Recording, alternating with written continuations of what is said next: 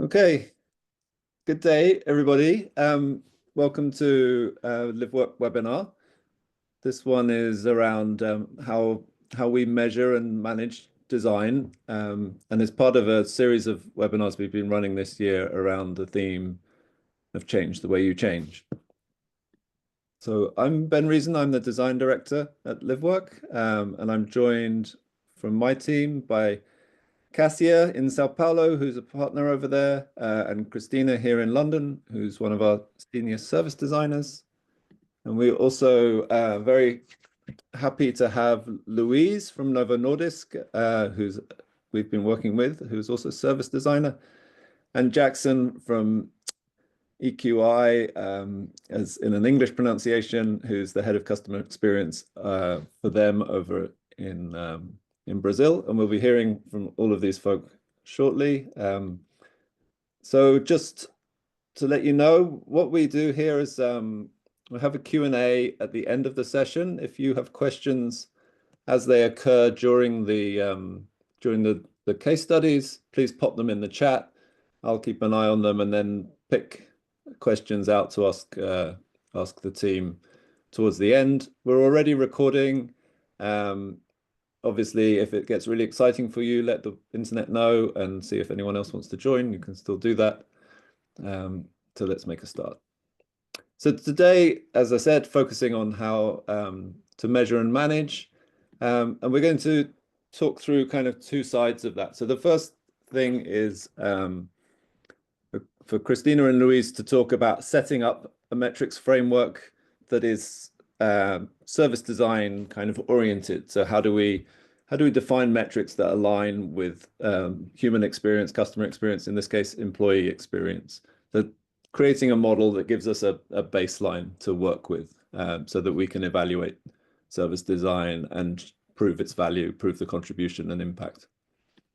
And then we want to talk about how that approach, a very similar approach, can be deployed in life, in delivery, when improvements have been made. So how can we pull together metrics and use them in the delivery of service improvements and performance monitoring? So that's a kind of summary of the agenda today. As I said, this is the third webinar we're running on this theme around change the way you change. So I just wanted to give you all a recap if you weren't here before. So LiveWork is talking about change from a design perspective, and we're aware that change is challenging and sometimes unsuccessful, and our position is that design is a valuable contributor to that. Some of the background to why we think that is having read reports from elsewhere that talk about how change programs fail in the light of their success criteria, both from an employee point of view, but also from a customer point of view. So what our understanding here is a lot of these change initiatives that these companies or these reports are studying are failing or not delivering their expectation because they're not considering the humans involved in that change, whether they're the customers whose services are changing or the employees who are part of delivering that. And as I hope you all know, human centricity, customer centricity being key kind of value of the design approach. So what we're not saying is that design is the only way to run change programs. We're also aware that there are large, well-established approaches to managing change, both from a kind of business point of view and from a technology point of view. So many of you will be involved in these things and have seen them take place. So obviously, to kind of reduce down the management approach to a kind of slightly pithy statement, but it's focusing on the business outcomes as being a priority and kind of very sharp, deliberate approach to get to that. And technology looking at change at how you can, with automation and scale and things. So our position, as I was saying, is that design is kind of the third leg of a change stool that brings in the people, the human factors, that are critical to success. That's because those, if we look at some studies from the Netherlands that talk about digging into those human reasons for change not being so successful, it's because certain things haven't been brought to bear around power or culture or behavior and relationships. And obviously, these are all very human factors within the mix. So how do we make sure that these kind of very different parts of that human experience and kind of human influence over change are taken into consideration? And the same study talks about the qualities that design has, its ability to integrate those different perspectives, to provide shape and tangibility to the future so that you have a future and a change that people are kind of line around, to maybe reframe the challenge or to bring in many ways creativity to bear on that, and to orchestrate the moving parts of it. So how do you pull together to create change? So we have a model for looking at what are all those factors are in, and if you bring design into the mix of how you manage change, so you bring design practice and you bring design structure in, how does it connect with the other parts of it? So and breaking that down. So our first webinar, which is on our website, if you want to talk about it, is about the overall case for change from a design point of view, as I've just whistle-stopped through. The second one, which we will be putting live soon, is around how do you actually bring design into the mix? So these pink boxes. And now we're going to look at, so that talks about how we integrate it, how we integrate design into a business, both horizontally and vertically. And now we're going to look at, how we look at measuring it. So what we're doing here is saying, okay, well, look, we can bring design in, we can bring all those qualities, but if we don't connect through to what organizations are targeting, what they value, their focus on proving that what's been done is successful, then we're going to miss a trick and we're going to miss an audience. So vital that if you're bringing a design approach in, you talk to that part of the business that is concerned with insight, measurement, and the management of change. So that's the focus that we have today. So just to finish off from me, I wanted to sort of talk about the fundamental model behind what we're talking about today. And it's about aligning our metrics to experiences. So how do we align what we're measuring to outcomes for the people that are there, the recipients of the beneficiaries of the service? So those might be customers, they might be citizens. So the model that we've developed over time is to make sure that we align metrics to the journeys that people are going on, and that those journeys are things where people are engaged and something is fulfilled. So it starts with a human need, and what we're looking at is how do we align that journey so it also starts with a business goal, and it ends with a human outcome and a business outcome. So one of the key things around our metrics approach is making sure that we align these things. And many times we've seen in our work that these things are misaligned, that what, let's say, customers think is an outcome of a particular journey is not what a business is measuring. So aligning around journeys is a kind of key part of the approach. So if you think about a very simple, very kind of common journey, like I need to get to the city from somewhere outside, from the airport or whatever, and the outcome of that is I have figured out which is the right way to go, and I have a ticket, in this case, for the train. And that aligns with a business goal. If the business is the train operator, they are aspiring to a full train and they have a ticket sold. So a very simple kind of illustration of that model, but to give you an idea about the kind of fundamentals behind how we've been approaching this. So I'm going to hand over to Christina and Louise to take us through the first of two case studies. Thank you very much. Thank you, Ben. Thank you, Ben. Hello, everybody. I'm Christina, Senior Service Designer at LiveWork London. The first case study that we will present today is the story of a quite recent collaboration between LiveWork and the People and Operations team at Novo Nordisk. I'm not going to do it by myself. together with me, we have the pleasure of having Louise, Senior Service Designer at Novo indeed, who's been so kind as to be happy to share the experience from her perspective. Maybe just a few words about Novo. Novo is a pharmaceutical company headquartered in Denmark, but operating at a global level that in the last couple of years has faced an unprecedented growth. Just to give you maybe one number, like around 10,000 of people like across the globe joined the company in 1 year only. So with that number in mind, imagine like the pressure that the HR team had to face as they had to keep selecting, attracting, hiring, managing, and retaining this army of new talents. And we're talking about a company needing to attract top scientists from all over the globe, yet taking up to kind of months to complete an hiring process. And next to the time dimension on speed, hiring managers also kind of needed to indeed being responsible for not only their day-to-day job and operations, but also kind of expanding and retaining their teams. So what we knew back then, what we saw back then, and Louise will tell you more about it, is that HR teams soon realized that their support structures and services and processes, as well as the digital tools, were not set up to be as efficient and effective as to keep up with such speed of growth and change. And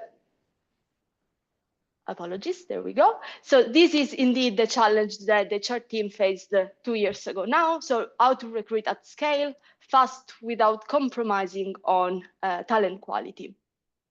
And as a response, the HR team initiated a global program, on one end to kind of standardize and globalize the core processes, as well as to improve the overall customer and employees experience. And because, as the slide is saying, a change program is as successful as its ability to continuously evaluate the impact and adapt the course, the need was to kind of find a way to measure the effectiveness on the program on one end, and the enhanced and redesigned core services and processes throughout the implementation. In today's presentation, we are going to focus among the many core processes and services on specifically one, which was indeed the hiring process, as it was indeed the focus of the collaboration and the engagement. How it all started. So as we kicked off the engagement, few of the critical questions that we together had to address kind of sooner than later included questions like, okay, how will we know that the program goals are being delivered? What does even satisfaction mean or look like or feel like in the context of the hiring process, both for the candidates as well as for the hiring managers? What ongoing initiatives are impacting these outcomes, and how do we monitor those over time? And because our experience in designing measurement frameworks and like identifying metrics and answering such critical questions told us that it's far from being a kind of straightforward exercise. We engaged with all the roles and functions somewhat responsible and accountable for the delivery of such process, so the hiring process, from the get-go.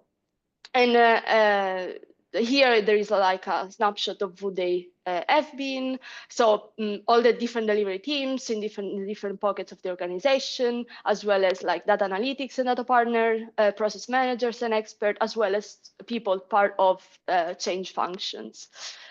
And as we did it, we kind of soon realized the I guess what you call abundance of operational dashboards. So all the different teams involved in indeed the delivery and maintenance of the process could rely on indeed plenty of data points, insights, evidence. They could rely on their own dashboards.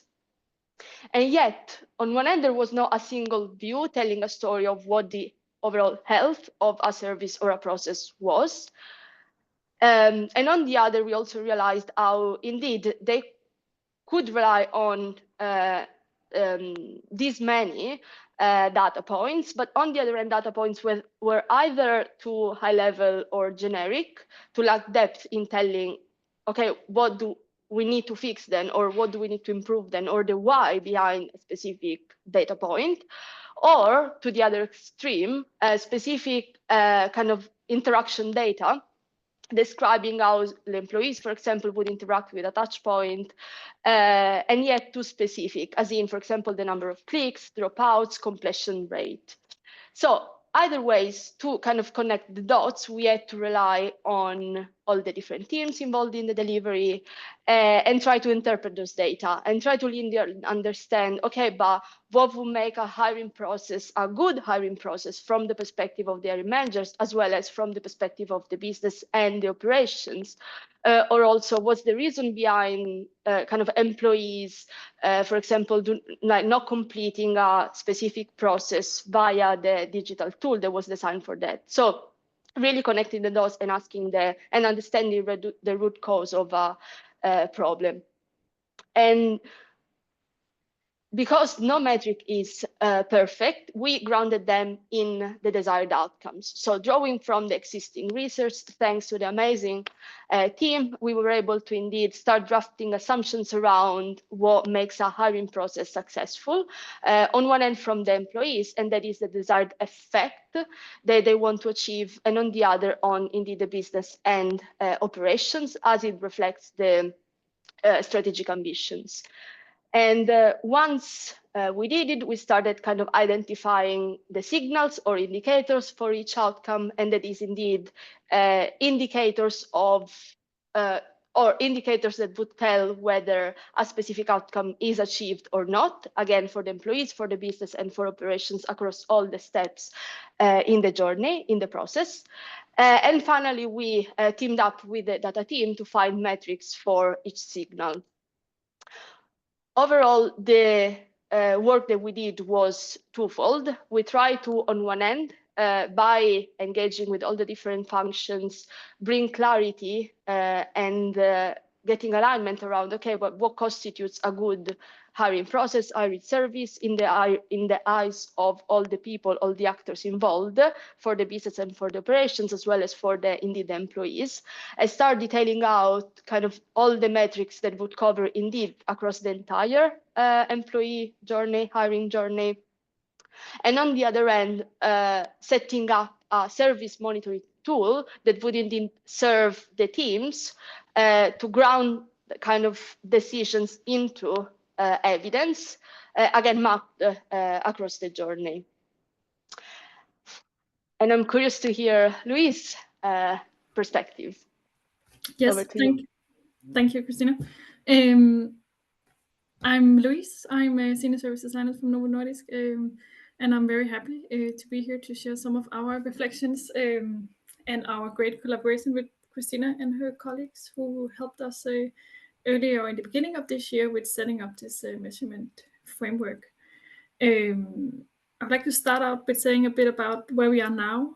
And as Christina briefly mentioned, we are on a growth journey. We are this year, more than 10,000 people have joined the company, and we're growing with more than 50% in the number of employees. And that, of course, puts a lot of extra work on the shoulders of the hiring managers. And we need to, there's a lot of effort put into how we can support them, make it a good experience for managers, the candidates as well, applying for a job.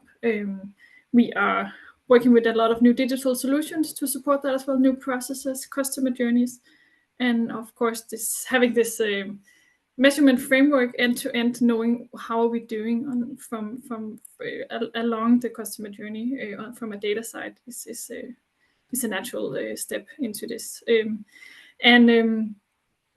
We have some main areas in Novo who are part and supporting in the hire journey, and that is the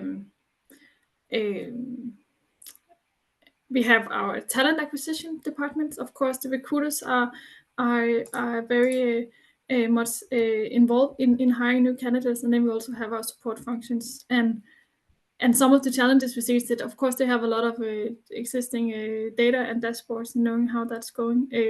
But we need this end-to-end overview so we can move towards a common goal across these COEs or silos or areas, as what you want to call them.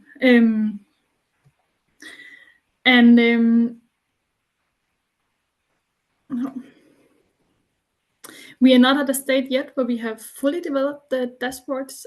We are working on it.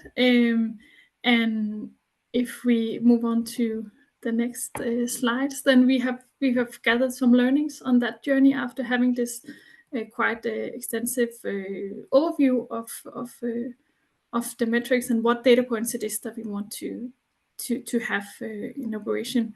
And I think the challenge of taking that overview that is in a My report, very well thought through, a lot of great work, end to end, top to bottom, all the way through, and then translating that and getting that into Power BI or a similar tool with the data analytics team, keeping that momentum and continuously bringing the stakeholders on board to create this end-to-end dashboard. I think we face some challenges there. On a very practical note, on having it prioritized in the backlog of the data analytics team, not because it wasn't important, but because there was other things that had a higher priority. And I think that was, we had some dialogue, some stakeholder management to do around that. And we managed to now they're working on it now. And I think one of the pivoting points in that dialogue was when we started to talk about it in a different way. I think it's as service designers, you have a tendency to talk about good experiences, improving the experience of customer journeys, and it resonated a lot better with the leadership when we talked about it as it can support us to achieve the benefits of the projects, and talking into the risk and really what the value this could drive in terms of benefit realization. And that was that was a learning, and it worked surprisingly well when we took that approach to it. Another learning that we got, or maybe more of a reflection, is when we look back, it might have been interesting to see if we had started the development earlier. We spent some time on building the dashboard with numerous metrics, and this is the end goal, of course. But I wonder when we replicate this method to the next processes, if we could start building some MVP dashboards earlier on. And I'm at least curious to see if that could have made the need to get the buy-in at a later state unnecessary. Maybe we would have failed faster, or had some maybe a dashboard with the 10 top metrics on, and having this end-to-end view on the dashboard is the new part, and having built that early on, we have at least been reflecting on whether that would be an opportunity for the next process that we might apply this to. The higher process and the higher journey is just one of many in the people and organization department. Yes. So what's up next? We're looking very much forward, and we have high hopes, and really looking forward to have this measurement overview so we can see how we're doing on the higher journey. We expect to use it for decision making and prioritization. Could be backlog prioritization in the agile teams, supporting the higher process, but also on a more strategic level. We expect it to give more transparency across the different COEs, so we can make it more visible to everyone, and also a tool to hold stakeholders more accountable for their contribution to the process. And for instance, if we launch a new feature and we see numbers go up or down, then it's easier for us to know where to adjust. And that's not an overview that we necessarily have at that level today. And then, of course, ultimately, we want to or expect to improve the experience across all stakeholders, and that we will have that end-to-end view of how they perceive the hire journey. Yeah. And just to wrap up the story of Novo, I guess the main takeaway or message that we indeed want to kind of give back is that as we were in the process of kind of defining outcomes and metrics, either new or existing ones, and kind of building the measurement framework, it has like the approach has profound implications in the way that, like, the organization operates, in the way people and teams evaluate their impact and the impact of their work. And we could see the kind of the potential of the approach was not about not only about the way in the way we established it, but also the fact that we indeed had that strategic conversation that Luis was mentioning, kind of on a daily, if not kind of weekly basis with the Novo team. And we've been lucky enough to work with a brilliant process expert and process owner at Novo, who in parallel was in the process of discussing and designing the governance structure to support this new way of making decisions, including designing roles and responsibilities, including designing rituals and designing the cadence of it, including building the right relationship. So I guess it's equally about building the infrastructure to make that a habit and part of the way the teams operate. And now is the next story. Yeah, many thanks. Thanks again, Luis, for joining us. Thanks, Christina, for a great story.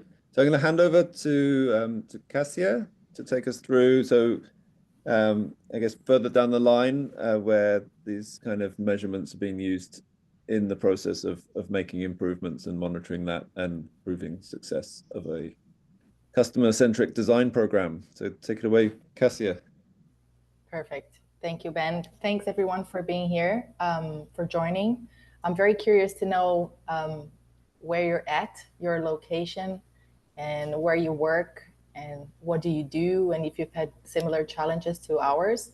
So if you feel comfortable with, and please share with us in the chat. I'll be happy to read here while I present. I'm not alone. Today I'm with Jackson, which is Head of Customer Experience at AKE. Talita, who was the project lead, is also here, and other team members who participated in this project. Really don't know why they asked me to present, but I hope I can tell the story well. And Jackson will also be here to answer a few questions at the end, if you have any. I hope you do. So just a brief introduction. AKE is a Brazilian investment advisory firm. And it was very good to hear what Christina and Luis presented so far, because my hope is to present the next step, right? So we came together with them to think the new service strategy and the metrics. And today I'm going to tell us the challenges of implementing this vision. Ben, if you can move to the next one. Thank you. So AKE came to us in 2022, and their goal was to rethink its value proposition, rethink their service strategies, because they wanted to scale, they wanted to grow. So they had already this strategy, they had made this decision, and they want us to support them how, right? And they knew by then that they had to fully understand their customers, to rethink, to help them rethink this value proposition and their services, but they also had to understand the advisors. So if we're thinking about an investment advisory firm, the advisors have a key role in getting this client in and working together alongside the client throughout their journey with AKE in their investment journeys to reach their goals, their objectives, their dreams, right? But by that time, they had a standardized service model for the different kinds of customers. And again, we're talking about customers that are just starting to invest, know nothing about it, and don't have many resources, to other kinds of clients that are on the completely other spectrum, right? With much more knowledge, different expectations, different resources. So their needs and expectations were very different, and AKE served them with the standardized model. So in the next slide, I don't have control over the screen. I don't know what happened. So Ben is going to support me. Just so you understand the path of the project, I'm not going to dive in because Christina and Luis presented it very well and have many similarities with the project that we did. But number one was to understand this user journeys. So we're talking about the customer journey, the advisor journey, but also understand what it meant for AKE to grow and to scale. What was their vision for the future? And then with that understanding, we then co-created the new value proposition in the service offers, right? So we wanted to move from a standardized model to a multiple model to cater to the different kinds of clients. And then with that in mind, we went to number 3, which was we used the blueprint, the service blueprint, to outline the path for transformation. So in the blueprint, we were able to connect this future vision with the customer story. What was the journey to be, with the operational story and with the business story. So connecting with what they presented on the previous case. Next. So this is what we had in the blueprint, right? This future journey with the target experience, the new touch points. And on the backstage, we had the actions for the different areas, the systems and tools that they would have to put in place, develop by, or just continue to use, and the business and experience metrics, and then all the different solutions that they will have to make happen to deliver this new vision, this new future journey. Next one. We use the same metric model as Christina and Luis presented. So we understood outcomes, and then from that we defined the signals and the metrics, right? Here is just an example from entry and onboarding, but we use the same model. Next, please. And with the blueprint, with all the metrics and the solutions, we grouped the solutions in structuring projects. So solutions that had similar outcomes or would contribute to the same goal, we structured them in this larger project, so to say. I'm going to present the examples I'm going to showcase today are within one of these projects, which is AKE Radar. Next. But all this vision, this connection, this blueprint, it really helped AKE to have a common language. So they were looking at the same thing and how all the different aspects were connected, right? Looking at the customer, the operation, and the business. And this was serving as the baseline to support them in improving the customer experience, connecting with the business goals. So remember, they wanted to scale, they wanted to grow, and they wanted to serve better. Next. So now we come to the fourth pillar, which is maybe the harder one, which is AKE's job to take this out of the paper and turning it a reality, right? So then we come into the main story of today. If we can move to the next one. When doing that, so they had the blueprint, they had the single vision, they had the different projects, but to take these projects, to turn them into reality, they faced two main challenges. One was to initiate and manage, because there were many projects, and they had to engage people, and they had to define timelines and goals, etc. And the other challenge was to refine current indicators. So of course they had indicators in place, but also they understood that to measure the impact of some of the solutions we proposed and to have a bigger view of the impact of the new service we were co-creating with them, they had to create new indicators. Moving on. Let's explore the two use cases now that are within AKE Radar. So initially, this is an overall opportunity we mapped for the project, right? So we understood through research the clients, they wanted proximity. Remember, the main actor that guides them through the journey is the advisor. So they wanted, this was the advisors made AKE tangible for them. So they wanted proximity from AKE. They expected performance. Of course, we're talking about money, right? They want results, and they want predictability as well. And not only predictability, but they wanted AKE to be proactive with them as well in guiding them towards their goals. I see Jackson saying like this, so I guess I'm telling the right story.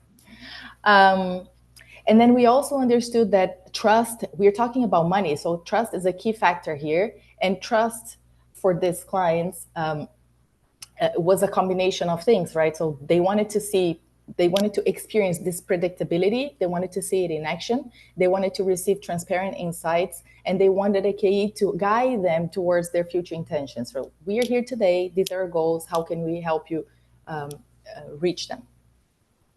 And of course, you can click, please. This was an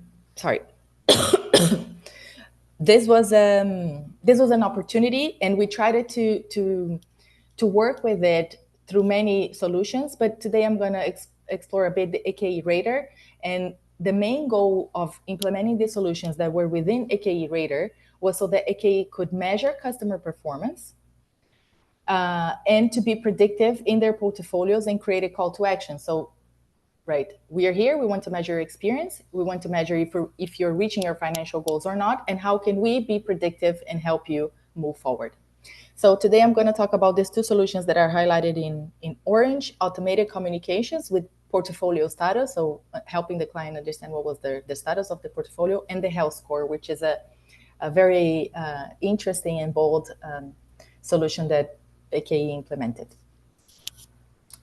Moving forward. Thank you. So just to give you a bit of a context on each of the solutions, this automated communication was basically what we wanted is that AKE was going to be able to deliver to their customers a status of their portfolio with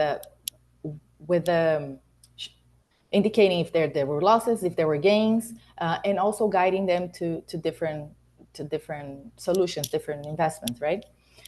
For the clients, the benefits we saw was that we're going to have, okay, I understand what's going on with my portfolio. I don't have to ask for it, right? And I understand in a way that is personalized to my needs. So you can provide me in similar project investments that are catered to my needs. And for AKE, they were going to automate a simple process. And by that, they were going to gain time, precious time from the advisors, and that would allow them to use their capabilities in a smarter way. But to implement this, you can move to the next slide. AKE had to create different indicators. And these are the ones that I actually wanted to deliver to the clients. The indicator that said, how is your portfolio going, right? And the other one is if the client is adhering to the portfolio from a risk engagement perspective. So this indicator also helped the advisors to understand, hey, my client is within investments that they're comfortable with regarding risk or not, and help guide clients so they were within this their risk comfort zone. Jackson shared with us that creating both of this helped them guide clients toward their expectations, right? And therefore also probably improve their experience. You can click. Thank you. So by developing these indicators, they were able to create a personalized report for the clients, and they received positive feedback. And not only they received positive feedback because they were exposing some of the indicators to the clients, but also AKE was able to read better the situation, right? And understand how they were doing regarding clients' expectations. Next one. But to have this in place, it took almost 2 years, and it was challenging not only because it was one of the first projects that I mentioned in the beginning. That was one of the challenges was to set out all of the people. They had dependencies on a partner to get the right data to understand if the indicators were right. But they had positive outcomes, not only because they were able to be more transparent with clients, but also because together with other projects, started setting the pillars with many indicators that would then help AKE to create a larger indicator that was the health score. And you can move to the next one. And the health score was also something that came out of our project to support this big opportunity that we had, and to support AKE be more transparent with clients and be more proactive and give more predictability. And its intention was to understand customer success, so looking at their experience and also their portfolio in a way that they would set triggers and actions to prevent churn and improve the experience. You can move to the next one. But the health score was a set of multiple indicators. And for that, the first step AKE had to take was to define conceptually which indicators would inform the business that the client is healthy or not, right? So I just presented a case where they developed 2 different indicators that told them something, but they wanted to form something bigger and combining experience and performance, portfolio performance. So once they had these conversations and made these conceptual definitions, they had the challenge to connect different databases, which is also something that we saw as a challenge in the previous case, right? Because they wanted this data to converge and give them one unified score. Then they tested this. So they had a MVP, so to say, and they also tested with clients and tested internally to see if it was accurate. And then the score by itself doesn't give you anything, right? It gives you a set of information, but their goal was to set triggers with the score and that would turn into actions. So they wanted to prevent churn, but they also wanted to act on it. They wanted to act on to improve the customer experience. And they also tested this with some control groups. As I mentioned before, the health score is a basket with multiple indicators that combine indicators that talk about the experience, but also talk about the portfolio. And because these are the 2 main things that we understood that were very relevant for AKE and also for their clients. They have different weights of these indicators. We don't have the time, and I'm not able to tell you about the reasoning about the weight, but maybe Jackson can talk about later. And if you can move forward. So what they have is a score that ranges from 0 to 1,000. And of course, if the client is closer to 0, their propensity to churn is higher. They're probably less willing to make referrals. They're probably bringing less money, and the NPS is lower. And on the other spectrum, all the contrary, right? So we're seeing that lifetime value increases. They're probably willing to make more referrals and indicate other people to join AKE. They're probably putting more money. They're more willing to do so, and their NPS is higher. But as I mentioned before, having this in place was not enough, right? Because, okay, I see the score, but what do I do with that? And then you can move to the next slide. As I mentioned I think was the 4th step was to understand those triggers and set some actions. So just to exemplify it, what they did, they understood that for clients with scores below 350, this was a trigger that had to result in some actions. So that triggers advisors. So the advisors have to work with this client, understand what's going on, not only in their experience with AKE, but the portfolio performance, etc. And this sets a trigger that is very important because we understood in our project that advisor switch, it's a key moment in the customer journey, has huge impact. So either because an advisor leaves or because they move on to another area or to serve different kinds of clients, it was a friction moment with the clients. So we understood that if the client has a score 350 and below, advisor switch cannot happen until this score is improved, right? And they were able to, again, test different groups. One group where the clients had the contact, received the contact from the advisors, and one where they did not. And they understood that the churn in those that advisors did nothing with them, the churn rate was higher. So AKE has taken this approach to really try and test and evolve and iterate within their processes, right? So it's taken 2 years. You can move to the next one, please. But by implementing these different projects, generating different indicators, and being able to combine them in a larger one, they move towards delivering this new service journey that we co-created with them, and also to understand the business impact, and also understand how it was impacting the experience.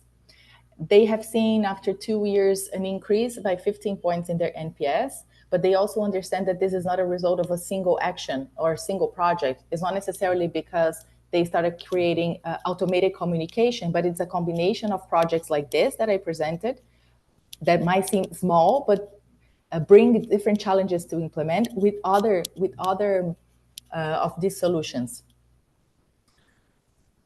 Next.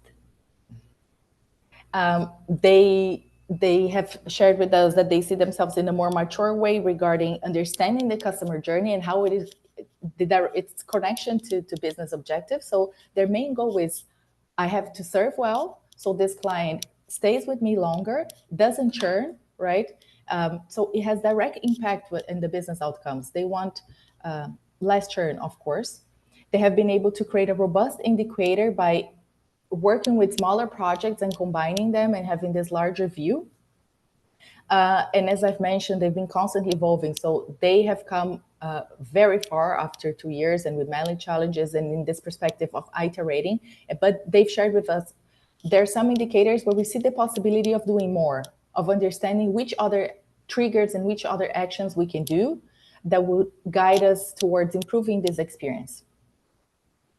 And to show that the success of this work that they have done, the health score is now one of the 5 indicators the CEO will be monitoring from next year on. They're changing a little bit their management model, and they will have 5 indicators. So this indicates a great success that started with their intention to, hey, we need to understand our customer, the customer experience, to create a new vision, a new service. And it was a very collaborative process, also as it was with the Novo Nordisk, right? Because it involves multiple areas, different people. But they have come very far. And yeah, that was the story I wanted to share. Thank you. Many thanks, Cassia.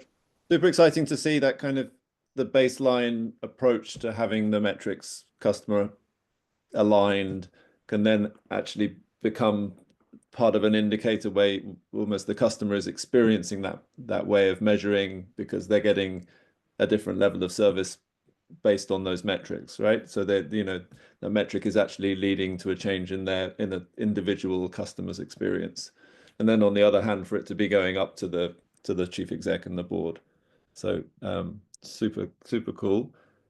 We've taken a little bit longer than we intended, so I'm just going to rattle through my recaps, which was just to say, you know, this is one part of seeing design as a change tool. I think I guess I know if I'd have seen this presentation when I started off in service design, I'd have been pretty amazed that we were getting this deep into metrics, but aligning it around people is critical, and how we can bring that to bear. Just to reiterate, you know, these are about design abilities. We've seen this kind of integrating perspectives about providing shape and actually defining a thing where these metrics become deployed and part of the experience. I think we've reframed the way measurements is done from being, you know, looked at it as a holistic thing rather than just kind of scattered around in different bits of organizations and orchestrated that coming together. So proof is in the pudding. So just to recap, we talked about how you might set these things up, how you might structure the measurement in advance of a program of work, but also how that then becomes part of that and even becomes part of how individual advisors are interacting with their clients. So again, thank you, everyone. We always take the opportunity to emphasize that change is never done. It's about establishing and setting yourselves up for continual evolution and improvement and adaptation. I've got a couple of questions. I think we've got a little bit of time. So just had one here from, sorry, just dealing with the tiny little screen here. So Bruno says, Cassia, do you think it's possible to take this approach to other sectors? So for example, retail. Absolutely. I was actually trying to respond in the chat, but I think what Jackson brought to us and the question we've made together is, which are the set of indicators that are some that perhaps are mainly used, right? NPS, CSAT. For this specific case, portfolio performance was very important, not only for the business, but for the client as well, right? So which are the set of indicators that makes most sense for your business, right? And then you can understand and combine them. We don't have a quick model that works for everybody. Of course, perhaps on the experience, we know the most commonly used, but this is the question that you have to ask. And I'm going to take the chance to answer another question here. How did we create these indicators? Within the service journey, and as Christina mentioned, in our case as well, it was very in a collaborative way. So while we were in the project with them, it had to involve different areas because they know about the data that they have. They know about the indicators that they already have, and we can co-create new ones or drop a few. Yeah. So Christina or Louise, anything to add on the creation of metrics and how you did that in practice? I mean, you said it was a cross-representation of the business, but yeah, we indeed took all the data points, both existing, but also by kind of indeed running all those co-creation sessions involving all the different stakeholders in the organization, also coming up with new potential indicators, telling indeed the story of whether the outcome was achieved.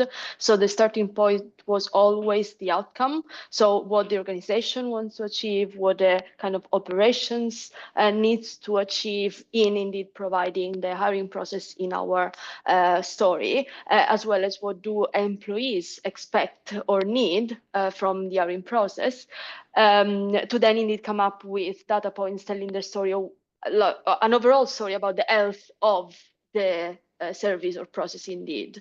And I do also take the chance to provide at least my perspective on the next question, which is how do you use dashboards?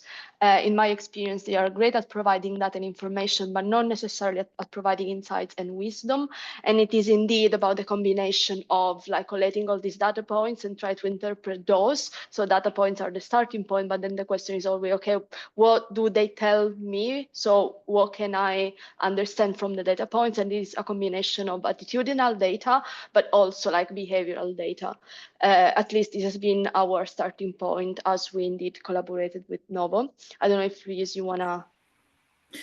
Yeah, sorry, I very much agree with that. But I think also from a very operational level, it's also about getting the right people in the room. And I think when we work with the hire journey, they have also set up some new what's the English word? Like the people responsible or managers from the different COEs, or they meet every month. There are new cadences of when they meet, and having this measurement framework at hand where they can see how are they doing across, and using that as a way to prioritize and really operationalizing it and prioritizing what should be improved going forward and where should we pay attention to. I think that's important to get the dashboards to really work right. Like it's also about new ways of collaborating and roles and responsibilities. So that's closely linked to that. Yeah, just to build on that, on this point around it, data information versus kind of more insight. This is about knowing where you want to look. It's not necessarily telling you what to fix. So this is kind of how what we've found is important to connect the world of design, which is very much kind of focused on getting insight, but to the world of business and governance and program management, which wants to know, how are we performing and where are we performing or not performing, and therefore where is the problem? I got a thumbs up, thank you. Just want to offer Jackson the opportunity to jump in if you wish, without putting you on the spot, if there's anything any reflections you have, anything we haven't said that you'd like to add? Oh, thank you, Ben. Congratulations, Cassia, to talk about the project. She was perfect, and it's a process. So sometimes hard to combine a lot of stakeholders together and discuss about the project and the impact, but it's worth in the end. So I think it was a journey, and we now looking the results, and a lot very happy to the achievements. So thank to for the invited, and I learned a lot of with you guys. Thank you, Jackson. Wonderful.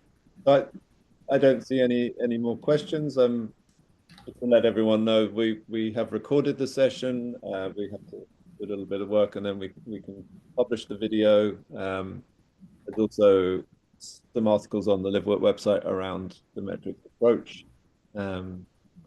So I hope this has given everyone something that they can take home and start to think about how you either bring design into change, or how you connect your design work to the measurement and management world.